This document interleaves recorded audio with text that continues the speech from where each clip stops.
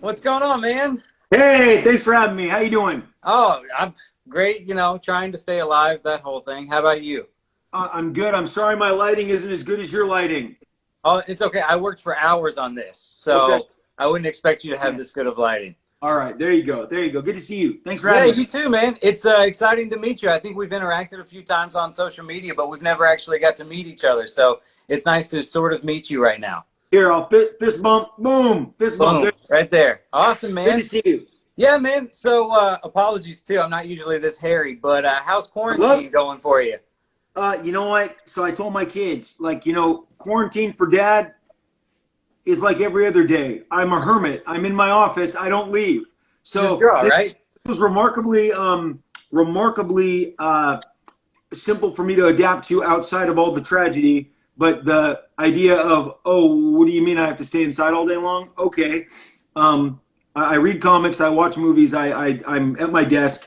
I don't go out. I don't have an office. I don't have a workplace. My office is in the house. I just now have 3 teenagers on top of me that I thought I got rid of. So, but they've taught me a lot about life and pop culture. So business as usual. Awesome. There you go. First off, congratulations, man. I saw today that they announced that Prophet is he's getting his own movie, and they got a script. There he is. Script's going to be written by Mark Guggenheim, is what I'm understanding. Yes. No, so Mark. What can you tell us about it, man? Well, Prophet was one of the early launch books from Image. For people who don't know about that, it was it sprung out of the pages of Youngblood, and John Prophet has a great story. Like many of the characters in comic books, whether it's the Fantastic Four or Wolverine or Deadpool or Captain America, he submits himself to an experiment. This actually takes place in Nazi Germany.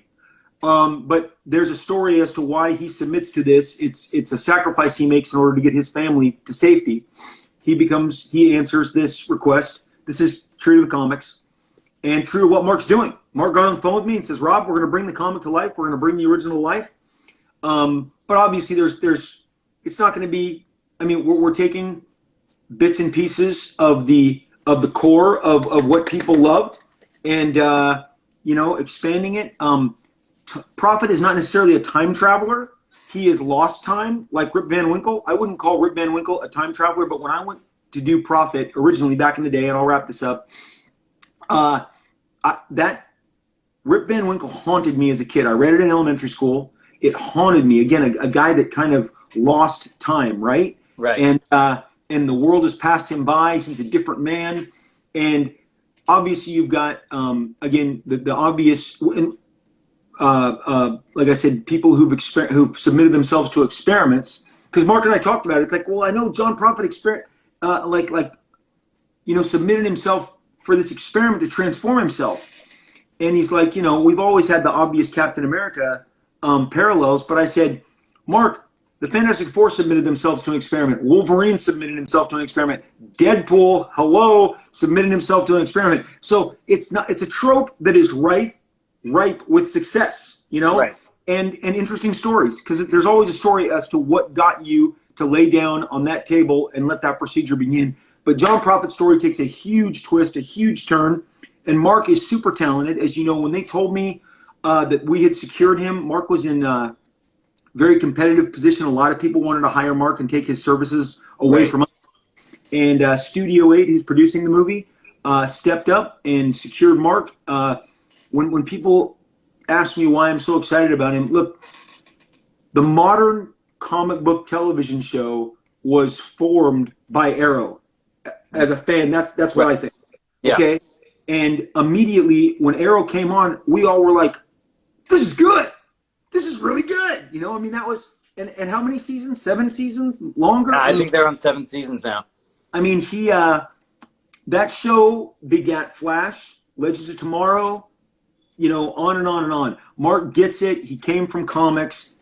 Obviously, very talented guy. Super excited that he's on board. Super excited that we can share it with the world now.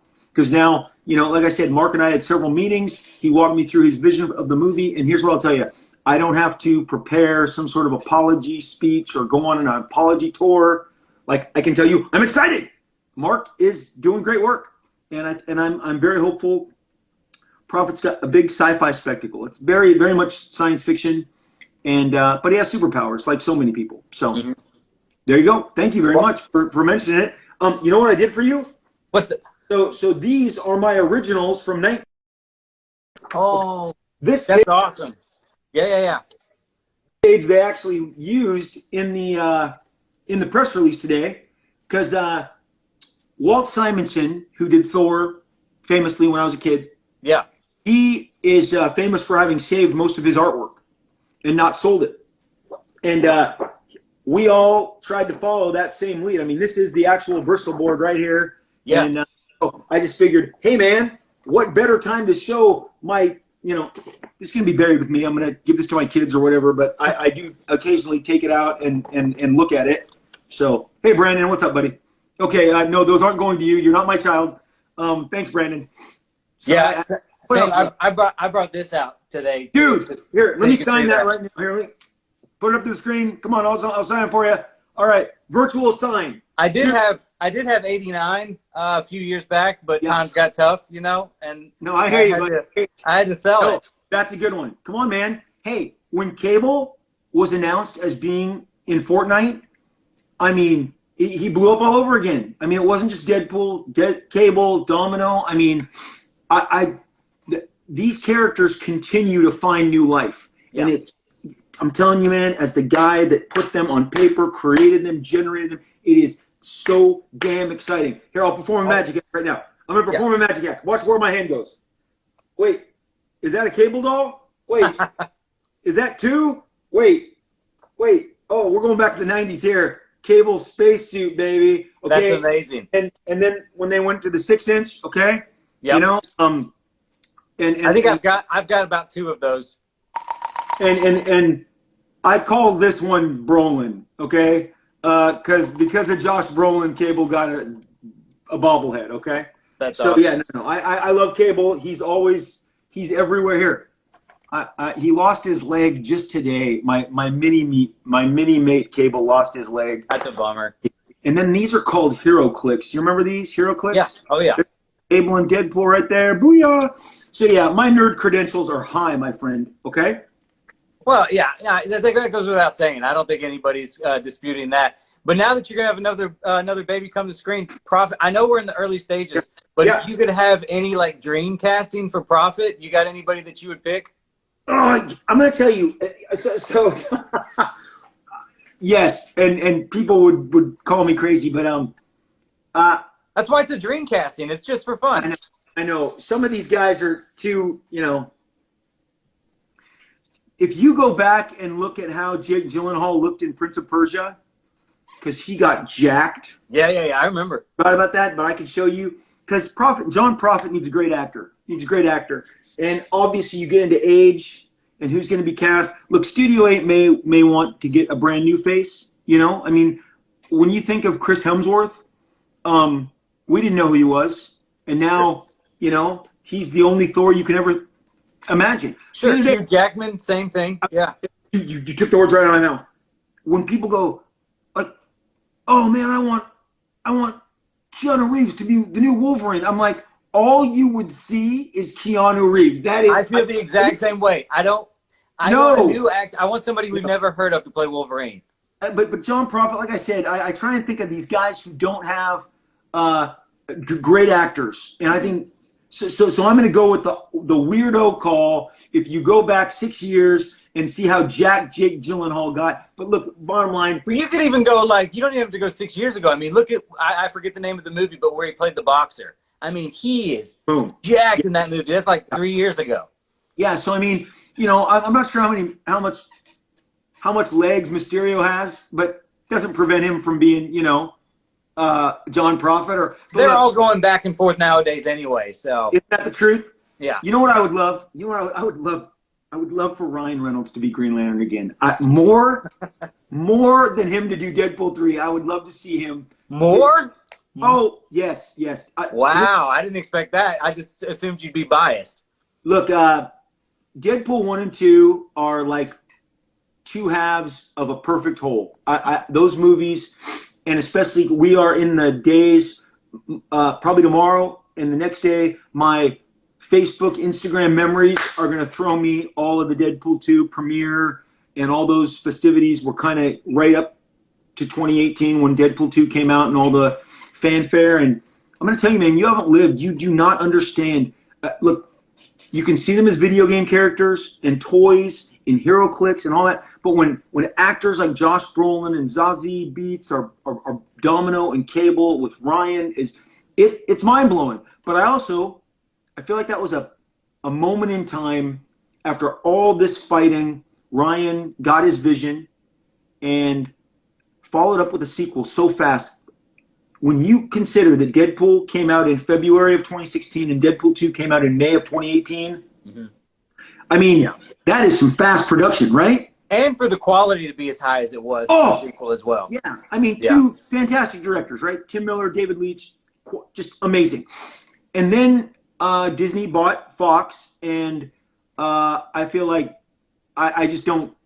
I've kind of had to say goodbye because it just seems way too complicated. It doesn't need to be, but it's been made complicated. So I just go. I'm just gonna dine out. You know, if I click on my Apple TV, they always want me to watch Deadpool 2 for some reason. I guess they know who I am, and the Apple reads my database and always tries to get me to watch Deadpool 2. But I mean, Deadpool 2, Deadpool, those movies are all over streaming platforms. I got a lot of DVDs. Okay, got a lot. They're available. They're there for us to access all the time. But at Deadpool 3, I just can't wrap my mind around a Deadpool 3. I can't.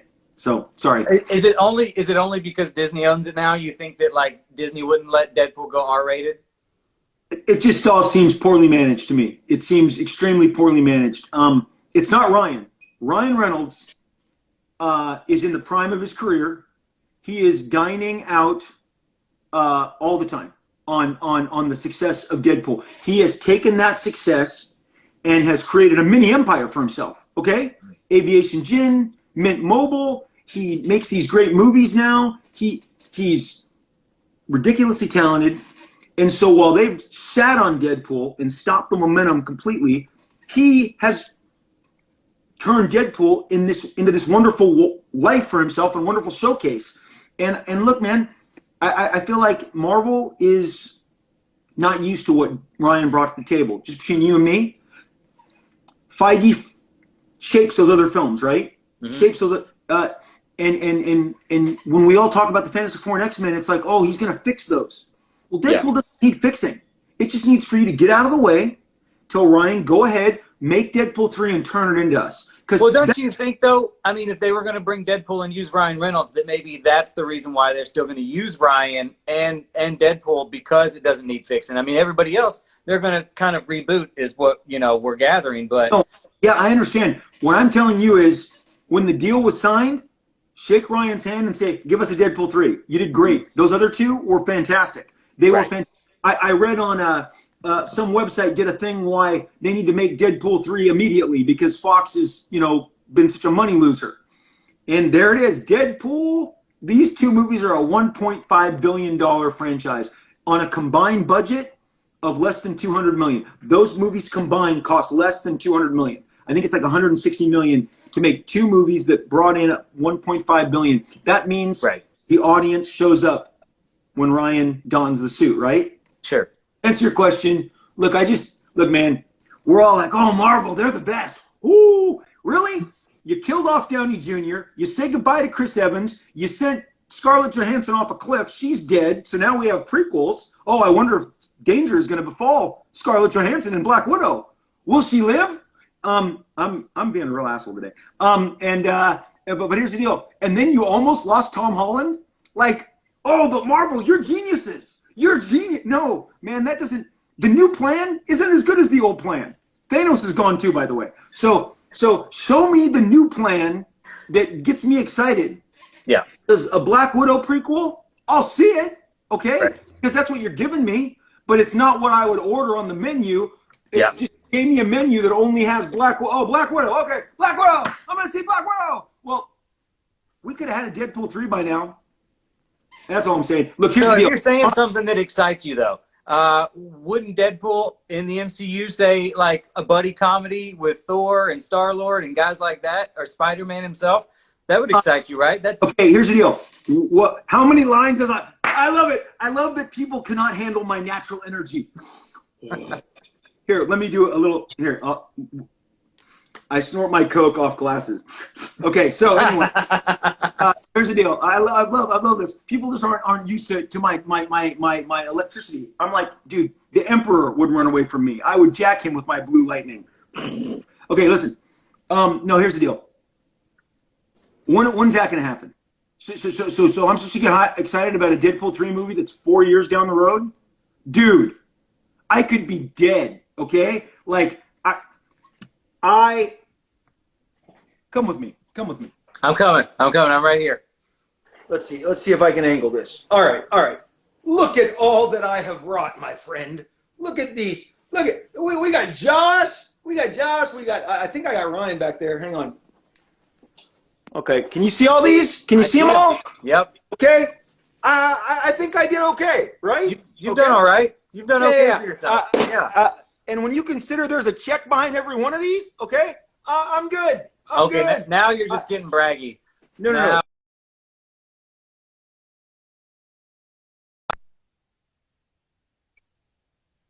Some good deals. He was a deal maker. Okay, so I just like so my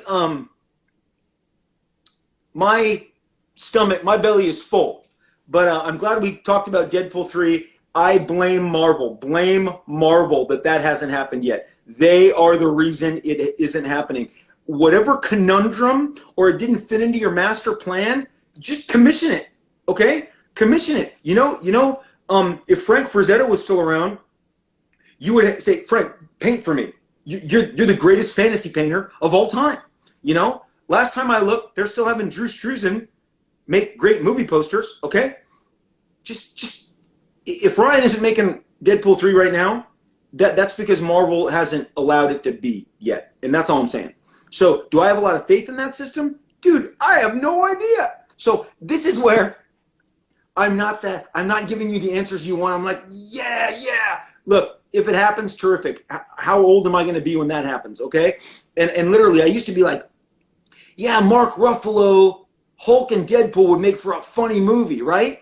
But none of these guys are getting younger, right? Okay? So maybe we should change the subject. But luckily the CGI is getting better, so. Dude, we'll get Al Pacino to come be some character. Okay, you're right. Never mind. I retract my statement. So yeah, dude, like I said, my shelves are so happy. You know, we're not gonna get out of this without seeing Lady Deadpool. Can you see Lady? Oh, wait. Yeah. Where is she? Crap. Hello, Speaking Lady of, Deadpool. I wanted to ask you a couple of days ago. There she is. Oh, there's Deadpool. And there's Lady Deadpool. Nice. Right? Okay. So I think of course. I think Lena Heady, who plays Cersei, was talking about wanting to play a female version of Deadpool. Would you be down for that? Bring it on, baby. Bring it on. Lady Deadpool is fantastic. She's ridiculously popular as well. I mean, also slightly underused, I think. But well, so what's some of the comic stuff that you've been working on lately, man? I know you've been doing some sketches for comic book shops, which is super awesome. So okay, I'll get to Snake Eyes in a minute. No, so here's the great thing, right? The first couple weeks of the pandemic, I was a little, like everybody, we were concerned, right? Very concerned. The unknown, what's going on? And then I woke up in the middle of the night on a Sunday, and I'm like, I need to start helping these stores out. I was reading about all these stores flipping out. And so I announced it and got my sketches going. And we are, I think, at 60,000 direct to comic stores right now. And I'm not going to stop until we've raised 100,000. I've gotten funds. Today was our, I think, 17th store we paid. So I do these sketches on Instagram, and people bid on them, and then they pay the stores directly. I have yet to receive a dime for these stores. I want people to know that. That's why I put the name of the store up once we've raised the funds, because I want to be transparent. And look, man, comic books are my life. So many great memories of my childhood come from comic books. I've examined it before, and I think the deepest relationship I forged with comic books came, and I'm not going to get sad here, but the truth is, my dad went in for a brain tumor when I was 9, so that would have been around 1978, and he got a blood clot, and he was in the hospital for 10 months. He was in a coma, and they kept telling us to unplug him. He was never going to wake up, and so I would go to the hospital with my mom, who was obviously very upset, scared, crying half the time, but they would never let me see him. At some point, he was completely black and blue, and I literally, it is a miracle that he woke up. But so now, why am I telling you this maudlin story? It's because I always had a stack of comic books to read in the waiting room. And Avengers, X-Men, Fantastic Four, those distracted me from all the trauma in my life. And as I talk to people about comics, and the one thing that I've learned, that the memories that guys like John Byrne and George Perez and Frank Miller gave me, I've learned I am the memories, the work I've done is the same to other people. And it's truly humbling, but it's all part of this comic book experience that we love so much.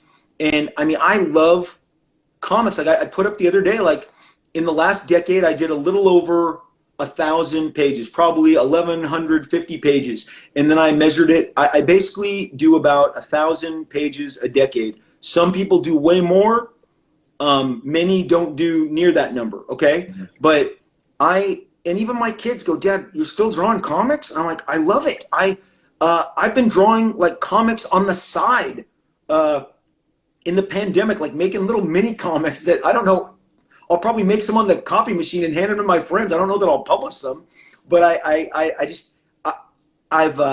comic books continue to comfort me. I have like in my house, we have 3 giant bean bags that are always, we have refillable little beans that when they get flat, we got to get them plumped up again. And I jump on my bean bag, I plop in the middle, stack of comics. The other day I was going through my Thors. The day before that, Fantastic Four. Here's the deal. You got to see my spinner rack, right? Oh, that's awesome. So my spinner rack is all these comics are from when I was a kid. These are the X-Men books I bought. Now I don't want to hear about. Obviously, I have good condition of these in bags and boards. But some of these are the books I bought off the rack, okay? Yeah.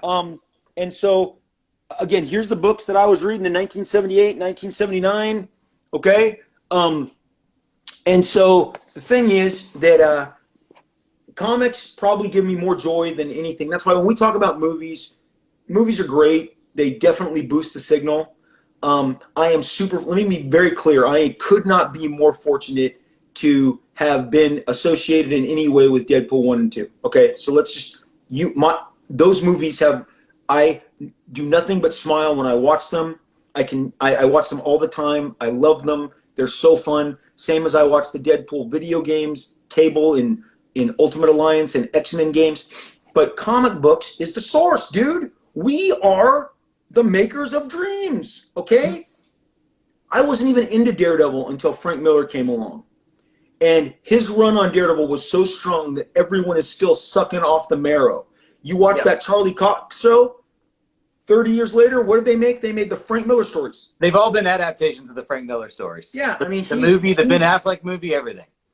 Yeah. And I just want to, boy from the 410, all you guys, Matchium, all you guys jumping on here, I just want to say hi. Sparkles, Sparkles the Unicorn wins. That's the best name of the day. It's Ariel, all you guys. Hello, how you doing? Good to see you. But yeah, so comic books are just so, that is my passion, that is my love. I've ordered a bunch to be delivered during the pandemic because I buy a lot of old back issues, stuff that I liked as a kid that I may not be able to access easily in my gargantuan storage unit, or I'd rather just buy it again than go, I don't want to dig through 20 boxes. Gargantuan storage unit. A big one, huh? Raiders of the Lost Ark. Raiders of the Lost Ark level. Yeah. You're talking, again, dude. When are you going to, you need to take me on a tour of that sometime. If I clean it up a little, I'll go live in there and people will flip out. That would be amazing. They'll flip out. So anyway, the thing is, comic books. So aside from the little side projects, I have a year ago, when Major X was blowing up, I had been talking to IDW about G.I. Joe. So G.I. Joe was the first toy I ever interacted with. The G.I. Joe with the eagle eye, with the kung fu grip. Before they kind of stopped the line, they made G.I. Joe an adventure character. And then in the early 80s, I was still a teenager when they relaunched what we know as the modern day G.I. Joe. So that is a passion of mine. And I had talked to IDW about doing Snake Eyes and G.I. Joe. But as you know, G.I. Joe, thank you very much. Thank you for that kind comment. G.I. Joe has kind of been sidelined for a while. It's been sidelined. But it's time to take it out of the mothballs and give it a new fresh coat of paint. And IDW and Hasbro have let me just jam, absolutely jam on Snake Eyes. That's awesome. I am having the best time, and I'm going to tell you, as you know, it's the orders that count, and our orders on Snake Eyes #1, it's coming out in July now. July 15th is my new Snake Eyes G.I. Joe comic that I think you're just going to dig. The orders are through the roof, which is exciting. And a lot of people, I think, are going to check out Snake Eyes for the first time. This generation, I'm not going to lie to you. I've had to make my kids watch, my two boys, my daughter, I don't need her to love G.I. Joe. You're okay. You don't need to love she does. It's totally okay. No, she would, but she's too busy watching Gossip Girl, okay, on Netflix. So the thing is, I made them watch The Toys That Made Us, the G.I. Joe episode. I watched that one. I have watched that episode like 10 times. It's such a good episode. I mean, those toys. I was the same way with Masters of the Universe. Those were my first toys. I've watched all of them. So that's your first toy? Okay. That was my first. Was Masters of the Universe. And it holds something special to you, right? Oh yeah. Then it's a great toy. It's a great toy. Like Master of the Universe is a great line of toys. That was the golden age of toys. That early 80s. 100%. And so anyway, Snake Eyes. I'm excited because people are excited, and IDW. Look, so during the pandemic, right? Comic companies, Marvel included, took their creative. I mean, look. Here's the deal. The Deadpool team was told to stop making Deadpool comics in the pandemic. You know who was not told to stop making Snake Eyes? Me. They were like, Rob, keep drawing, keep making Snake Eyes. We need those issues. So Deadpool was told to stand down, and me and old Snake Eyes here, we kept going. Oh man, and here's the deal. So the new toys are coming too. And Hasbro, this is the new their new figure that they sold through the mail. I mean, this is the greatest Snake Eyes figure they've ever made. Awesome. And again, look, I have the old ones. I got the old ones, battle damage, Snake Eyes. Yeah, you almost can't compete with the old ones. There's something about the old ones for me that they're just still fun to play with. Dude, this is the second Snake Eyes figure. I don't have the first one, but I have the second one with the goggles. I mean, so yeah, dude, I love comics. Comics are where the excitement is. It's funny to me. Like I said, when a comic company, a movie studio calls and goes, we need to be in the comic book business. I've been around long enough to where they did not believe comic book movies were going to work, Yeah. 20 years ago, the guy at Paramount, the guy running Paramount who hasn't been there in 15 years, he said, Rob, comic books are on a bell curve. You see this Spider-Man, they're going to make that, and they're going to make a sequel, and then that's going to burn everybody out, and they're going to be off. And I'm like, are you crazy? Yeah. I said, because I think X-Men #1 had just come out. I said, people have claws coming out of their hands now. You can't make a run-of-the-mill action movie anymore. Right. Superpowers are here to stay. And, again, whether it's Arrow or the Marvel U, we've been swimming in it forever, right? Well, I remember when, I think it was 2008 when Iron Man and Dark Knight both came out, right? And everybody was kind of like, well, comic books about to go the way of the Western. We just got burnt out. It's like, we're done now. We've hit the pinnacle. We were just getting started. It's crazy. That was a magic summer, man. The excitement of Iron Man, which overachieved. I mean, whoa. And again, I have a picture because those memories I always talk about that come up in your social media. My two boys were 8 and 6, and I dragged them to Iron Man, and they kind of thought it was like the Transformers. They're like, it's a guy in a mechanized suit, and they loved it. And years later, my son's 16th birthday was all of his friends, his high school buddies, us taking them to the IMAX of Civil War. And I literally, he said to me the other day, he goes, Dad, is it weird that comics are mainstream? And I'm like, you mean I used to hide comics in my folder at school because I didn't want to get made fun of, and now everyone wears a comic book t-shirt? Right. Yes, I'm still adjusting to it, 100%. But no, and then Dark Knight was like the godfather of comic book movies. That movie is so brilliant. You know, the fact we're going to look back on Christopher Nolan's career and go, that dude did 3 Batman movies. Like, he's such an auteur that we're not going to believe, like, at one point in his career, he spent a decade making Batman movies because he's so brilliant, you know, such a brilliant filmmaker. But I don't even know what I'm saying here. All I'm saying is you should buy my Snake Eyes comic. But even if, and you should buy him when it comes out because it's going to sell out. I told Marvel a year ago, pisses me off. I said, you guys did not promote Major X enough, and it's going to sell out. 2 weeks before it came out, sold out. At the distributor, you couldn't get them. That weekend's Major X going for big bucks online. Not even I saw that coming. Snake Eyes is going to sell out. Get to your retailer. They're going to be back up and running. It just feels like a new day, man. It feels like I don't know where we are in the pandemic, but it feels like, you know, I woke up today and they're like 42 states are doing soft reopenings. I'm like, wow, you know? So hopefully by July, we will be closer to the world we left behind, the parts of it that we liked, you know? And we can go to comic stores. And again, these auctions that I have, they get paid directly to stores. They don't go into a fund that waits for distribution, because I'm going to tell you, man, I think that's great. Everybody raising money for comic stores is fantastic. But there are people who have a sense of urgency about them. And of the 17 stores that we've given to, I will never visit 13 of them. I'm old. I'm 52. And if you think I'm getting on a plane now, forget it. Like, I am forever in my house. Because, dude, when you read about the future of flying, no thanks. No thanks. I'd rather get put in a crate and shipped via FedEx somewhere than go to an airport and wait. They're saying 4 hours. 4 hours is going to be your airport time now. No. So I am for sure never going to these stores in Florida and South Carolina and North Carolina. Like, but I don't need to know. You know what?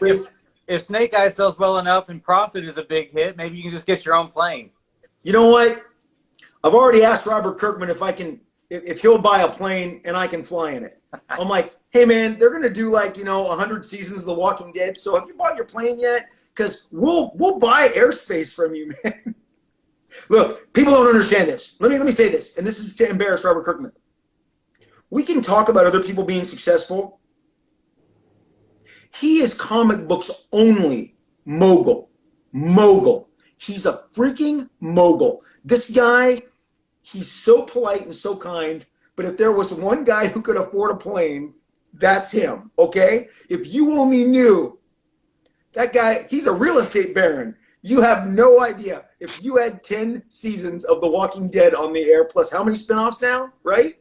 Yeah. Dude's a mogul. Somebody asked me the other day, what would you do if there was a zombie apocalypse? I'd be like, I would jump the fence and stay in Robert Kirkman's compound because he created the zombie apocalypse, and I would be safest in his compound. So I feel like I did do drugs today, but I have never done a drug ever in my life. The drug that I'm on, life. You're just high on life, man. It's me. That's okay. What's my name? What's my name? Life filled. I'm filled with life. Life filled. Okay? That's my drug, buddy. You learned that today. Hey, thank you so much for talking with us, okay? Dude, you have a great day. Stay safe. Thank you. You too, buddy. Take care. Bye, everybody else. See you guys.